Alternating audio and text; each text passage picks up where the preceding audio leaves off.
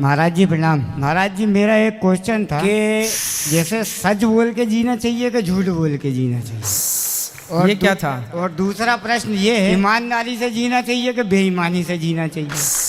सच बोल के जीना चाहिए। अच्छा ये बताओ, झूठ बोलना सही है क्या? मेरे हिसाब से सही है। कैसे कैसे सही है बताओ। अब मान यदि आपके लीजिए- हिसाब से सही है तो फिर उसे सिद्ध करो, बताओ। मान लीजिए महाराज जी मैंने आज से 20 साल पहले एक हत्या की, अब मजिस्ट्रेट साहब के सामने सच बोल देता तो मुझे लंबा टांग देते। फिर क्या किया आपने? मैंने पहले तो सच बोला घर वालों को छुड़वाने के लिए, फिर बाद में झूठ बोल तो दिया। फिर आपको सच ज्यादा फायदा दे पाया कि झूठ ज्यादा फायदा दे पाया? मेरे को तो साहब झूठ ने ज्यादा फायदा दिया, लेकिन मेहनत बहुत करना पड़ी। सच ने फायदा नहीं दिया। अब दुनिया को तो सच्चाई मालूम थी कि हाँ। इसने ही मारा, अब वो मेरा पिताजी ने अपने ऊपर ले लिया। हाँ। तो उन्हें पड़ी सजा। अब चक्कर ये है सर कि मैं मतलब ये जानना चाह रहा हूँ कि मतलब मैंने तो सच बोला लेकिन दुनिया को मालूम था सर, तो उसकी अपेक्षा जब बाहर की नज़र जो पड़ती है, मान लीजिए आप अपराधी हैं, अपराध किया है लेकिन सत्यता पे अपराध हुआ, मान लीजिए आपकी कोई सहायता नहीं कर रहा है, जैसे आप मानिए कि पुलिस एक सहायता के लिए बैठी हुई है। हाँ। और पुलिस के पास आपने आवेदन किया कि सर मुझे ये आदमी परेशान कर रहा है, और ऐसे में पुलिस आपकी सहायता ना करके, क्योंकि उनके पास पैसे वाले वो लोग थे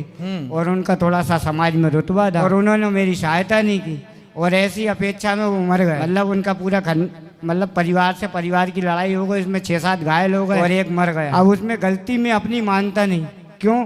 क्योंकि साहब वो तो उनकी गलती थी, क्योंकि वो तो परिवार के चक्कर में दबाना चाह रहे थे, हमने दिए। तो आपने कैसे मारा फिर उनको? अरे यार कितना ही मारा, लाठी से मारा, पत्थर से मारा, तलवार से, काय से मारा? अरे अब उसमें सर हम भी कई लोग थे, मतलब लड़ाई झगड़े में चारों तरफ से हुई वो, तो अब उसमें अब ज़्यादा गहराई में नहीं जाना चाहता महाराज जी, लेकिन फिर भी मेरे कहने का मतलब ये है कि अगर पुलिस प्रशासन यदि पैसा लेके गलत कार्रवाई करेगा तो ऐसी अपेक्षा में संसार में कुछ भलाई तो दिख नहीं रही है, क्योंकि बुराई दिख रही है मुझे। सही। देखो माना कि अभी मैं जेल आया हूँ महाराज जी। हाँ। तो ये भी पुलिस के कर्म कांडों से आया हूँ। कैसे कर्म कांड से?